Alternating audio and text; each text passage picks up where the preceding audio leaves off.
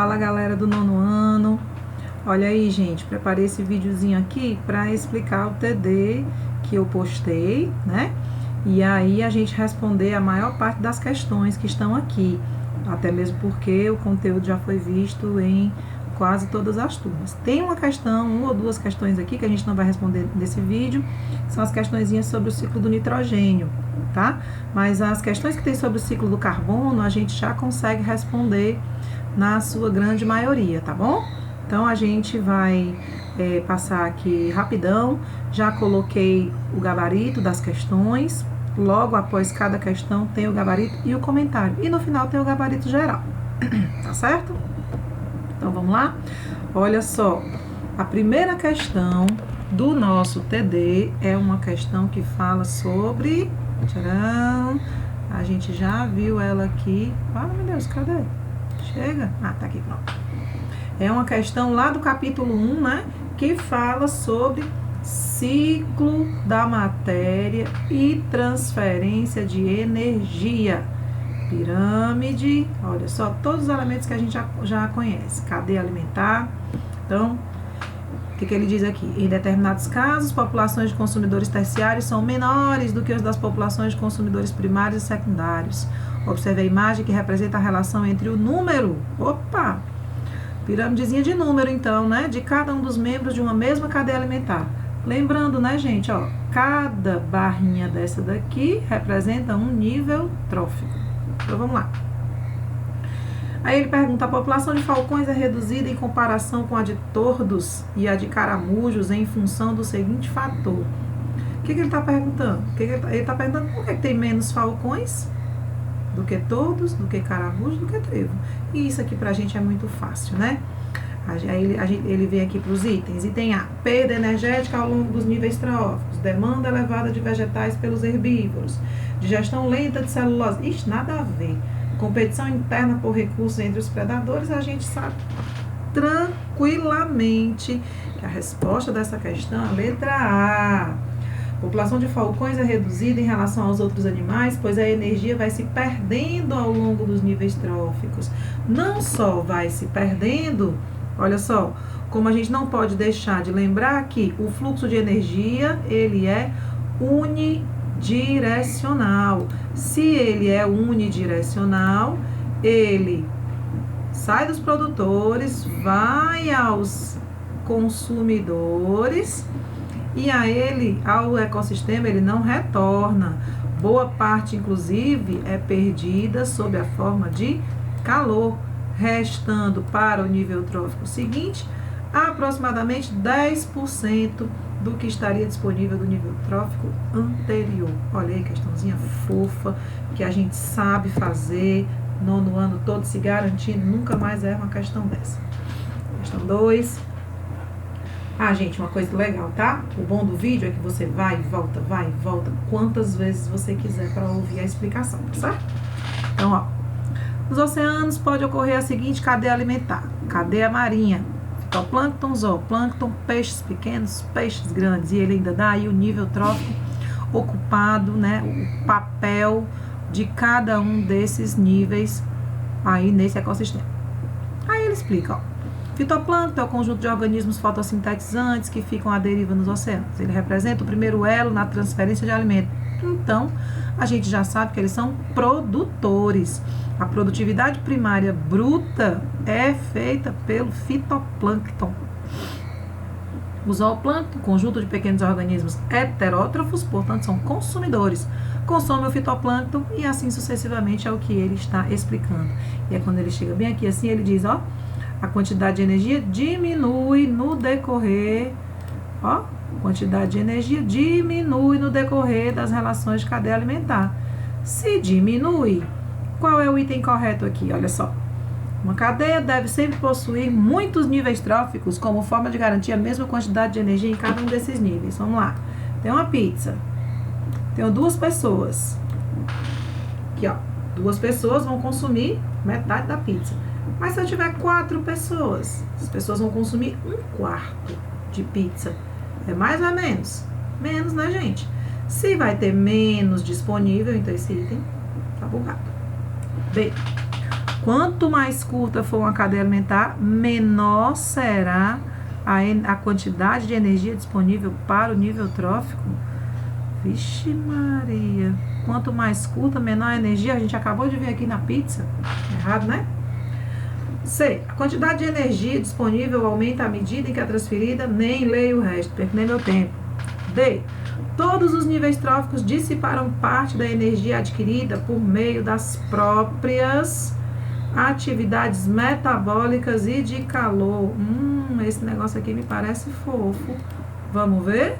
Item E, o nível trófico com menor quantidade de energia disponível dos produtores. Sei não, viu? Esse pessoal quer fazer a gente de besta, né não? Todo mundo sabe que a resposta correta é a letra D.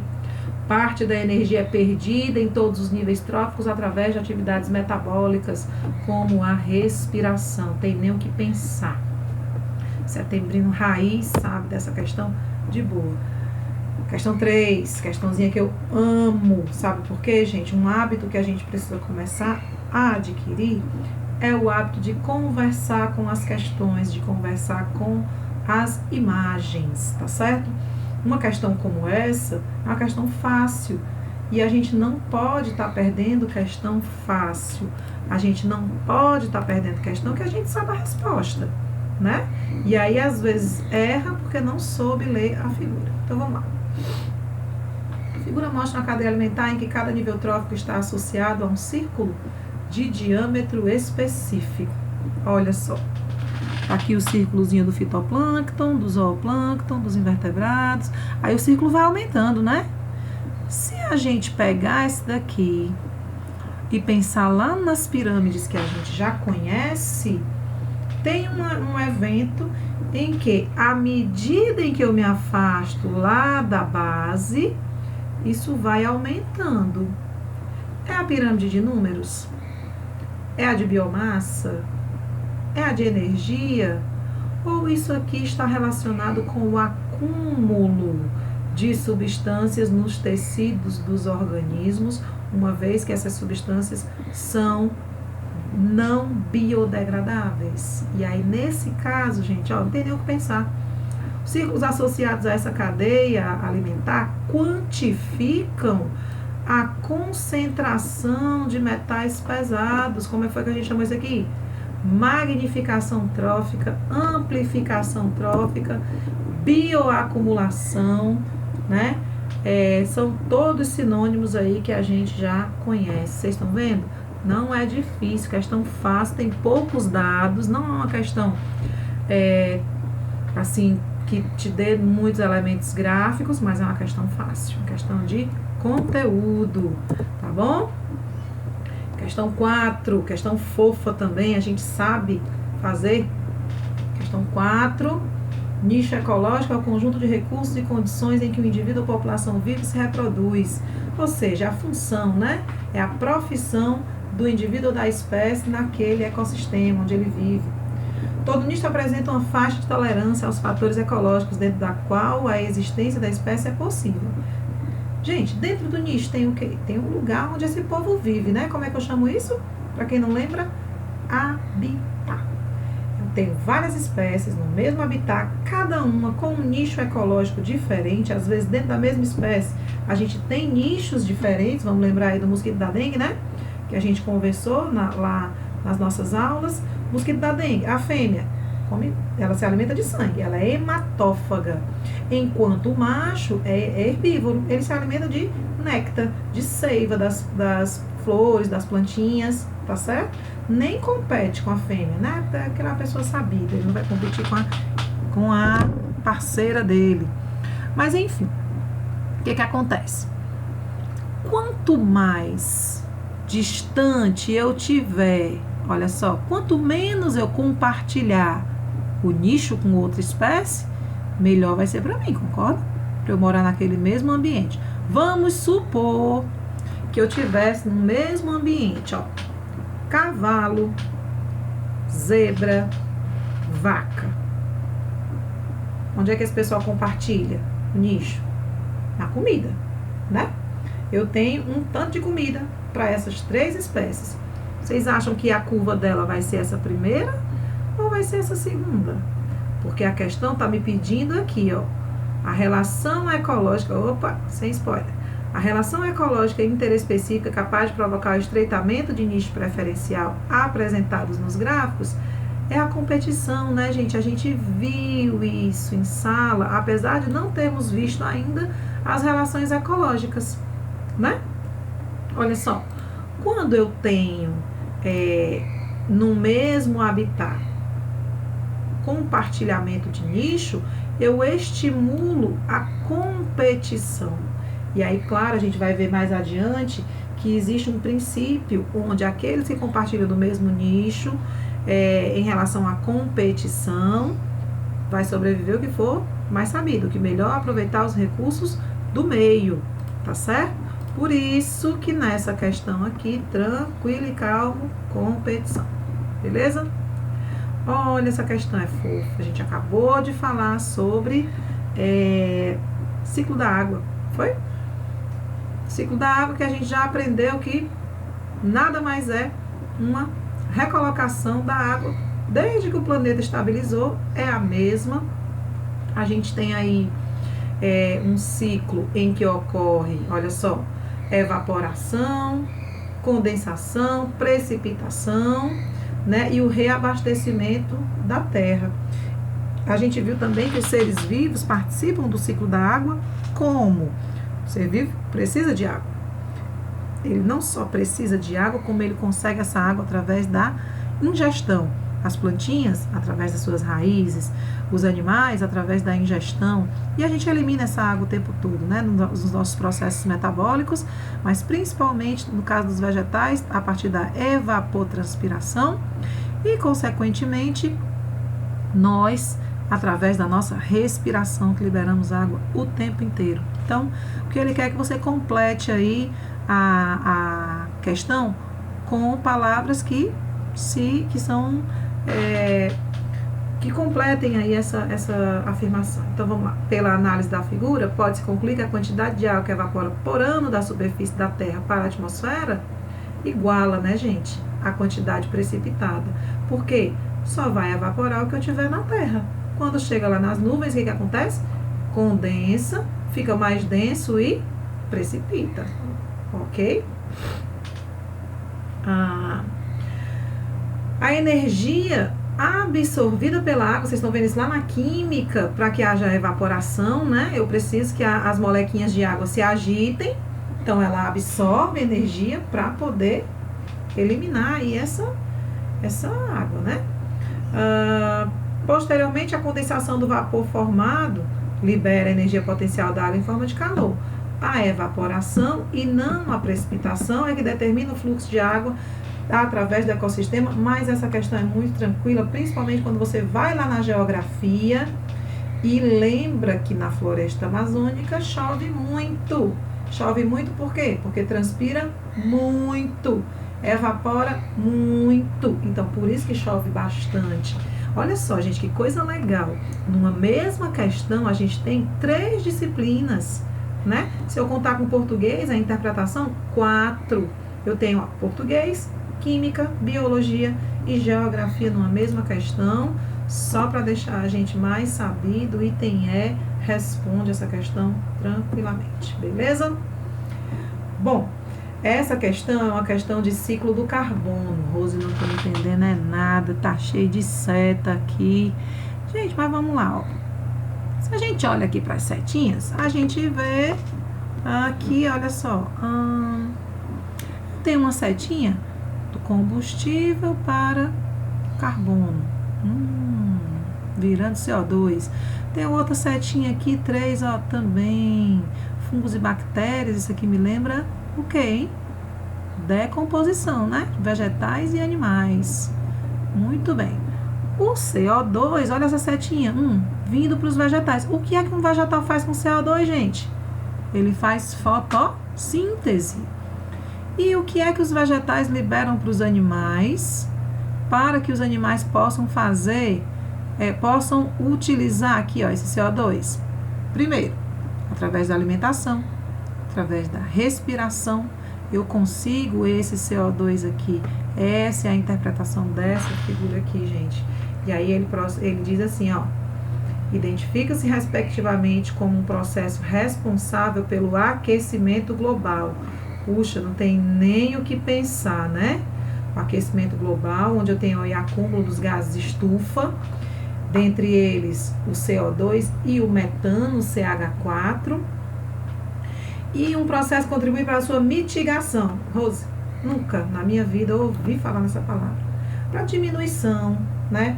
Para você mitigar uma coisa, você diminuir, para você amenizar uma situação. E como é que a gente ameniza, né, gente? Ó, a gente ameniza plantando mais árvores. A gente ameniza retirando o CO2 da atmosfera através da fotossíntese. Portanto, olha só que coisa linda aqui. Questão 6, letra D de dado. Gente, vocês, ó, tá tudo aqui, tudo bem fofinho. Vocês vejam as questões, assistam o vídeo, vão pra frente, vão pra trás, quantas vezes vocês quiserem, tá certo? Nessa primeira aula vocês assistem, na segunda aula a gente tira dúvidas, mas eu quero só deixar avisado que para a próxima aula também já vai ter vídeo e a gente vai ter matéria nova, combinado? 7ª questão, questãozinha do Enem, a gente consegue responder tranquilamente também. Pessoal, vocês sabiam que entre o CO2 e o metano, o CO2 ele consegue ser menos ruim que o metano, por quê? Porque o CO2 eu consigo tirar da atmosfera através da fotossíntese. Metano se acumula. Então eu tenho que dar um jeito de gastar esse metano. E de onde é que ele vem? O metano ele vem da decomposição da matéria orgânica, ele vem dos grandes lixões, né, principalmente, e ele vem também, gente, forte, pesado, através da pecuária, né? Os ruminantes possuem no seu trato digestório o que a gente chama de bactérias metanogênicas. Então, todas as vezes que uma vaca ela produz, que ela faz a digestão dela, todas as vezes que ela solta gases através da sua boca ou através, né, das suas flatulências, trocando em miúdos, todas as vezes que as vaquinhas arrotam ou soltam puns, elas liberam metano para a atmosfera, tá bom? E aí o que acontece? A questãozinha do Enem diz que lá nos Estados Unidos o que o povo está fazendo? Ao invés de pegar os cocôres dos doguinhos, aqui ó, e jogarem no lixo, né, que vai decompor e vai virar metano, o que eles estão fazendo? Eles estão utilizando isso daqui, olha só, colocando num biodigestor. O metano tem muita energia, né? Ele, quando a gente queima, ele gera essa energia. Só que se eu só tocar fogo, se eu só queimar, que ninguém vai fazer isso, né? Na verdade, nos grandes aterros sanitários, esse metano ele era queimado. Hoje ele é canalizado e vendido. Então, o que eu vou fazer? Eu vou botar num biodigestor, vou usar essa energia para acender a luz. Olha aí que maravilha! Então, a resposta dessa questão tem a ver com a queima do metano, por isso é a resposta dela tranquilamente, letra A de amor, A de estamos aqui, deve ser, né? Enfim, sei não. Questão 8, questão fofa, também tá lá no nosso caderno de atividades. Ao percorrer o trajeto de uma cadeia alimentar, se você respondeu a questão 2, você sabe essa. Em uma cadeia alimentar composta por fitoplâncton, zooplâncton, moluscos, crustáceos e peixes, a transição do carbono do elemento da forma inorgânica para a forma orgânica, tcharam, vai começar aqui no fitoplâncton. Nível ocupado pelos produtores. Por isso que a questão 8, letra A. Questão 9 é uma questão de ciclo do nitrogênio, gente. Não vamos responder agora, eu vou fazer outro vídeo para ela, tá bom? E a questão 10 também, tá bom? Então, a gente fica por aqui. Nada segura um setembrino. Assista esse vídeo. Fique atento às questões, fique atento às respostas. Nos vemos na próxima aula. Beijo, fofos. Dúvidas? Lá no chat, tá bom? Beijo, tchau, tchau.